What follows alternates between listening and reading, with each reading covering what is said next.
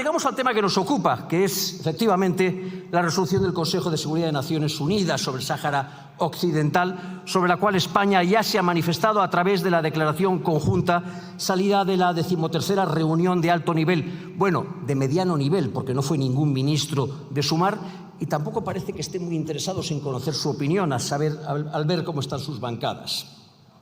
Bien, la declaración conjunta entre España y Marruecos, salida de esa declaración de alto nivel, que ya ha sido mencionada por mi compañero el señor Floriano y que en alguna medida también ha mencionado usted, resulta grave, resulta triplemente grave.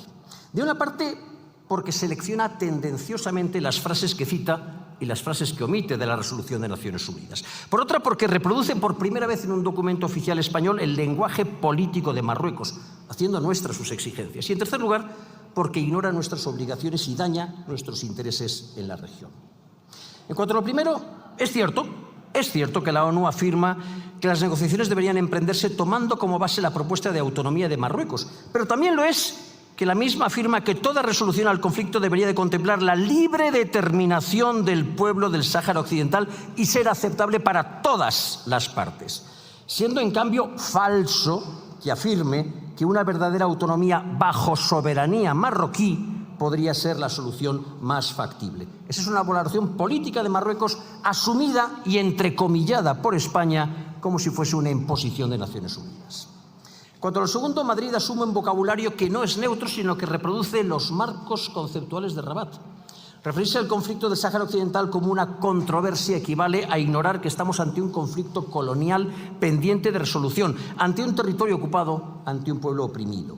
Omitir toda referencia al carácter postcolonial e internacional del conflicto equivale a desplazarlo al terreno de la política doméstica marroquí, sobre el cual no tendríamos nada que decir. Aunque si usted tiene algo que decir, se lo agradecería. Explíqueme ese sistema de autonomía que Marruecos prevé para el Sáhara. Porque yo, que soy catedrático de Derecho Constitucional, no conozco ni un solo ejemplo en todo el mundo en el que la autonomía territorial funcione en un contexto de autocracia. Y si no, pregunte usted en Hong Kong a ver cómo les ha ido en la autonomía. Y en cuanto a lo tercero, el compromiso adquirido en el párrafo 15 por España y Marruecos en el sentido de coordinarse dentro de las organizaciones internacionales, también dentro del Consejo de Seguridad, consultándose regularmente para garantizar la convergencia de sus posiciones y promover conjuntamente los principios y prioridades que guían su acción, supone, amén de una inaceptable merma en nuestra soberanía y capacidad decisoria, una clara renuncia a nuestro tradicional papel mediador, en tanto que antigua potencia administradora en el conflicto del Sáhara Occidental. En otras palabras, pasar de garantes de los derechos del pueblo saharaui a cómplices de sus invasores. En suma, la posición de su gobierno, señor ministro, implica un paso más en el servil alineamiento de España con los intereses marroquíes respecto del Sáhara Occidental. Una subordinación cuya verdadera víctima será el paciente, el sufrido y el valiente pueblo saharaui, pero que también va a dejar otras víctimas. Las conoce porque las menciona usted en cada uno de sus discursos. Me refiero a la paz, al derecho internacional y al multilateralismo. Va a ser una víctima la paz porque sabido es que esta no equivale sin más a la ausencia de guerra, sino que precisa de una justicia que en este momento está ausente.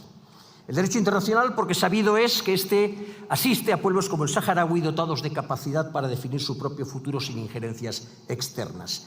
Y al multilateralismo, porque sabe bien el señor ministro que desde el infame giro de la política exterior de España en el año 2022, su gobierno se ha alineado con los intereses de solo una de las partes en conflicto, descuidando el papel estabilizador y mediador que España, por razones históricas y geográficas, debería de jugar en el norte de África.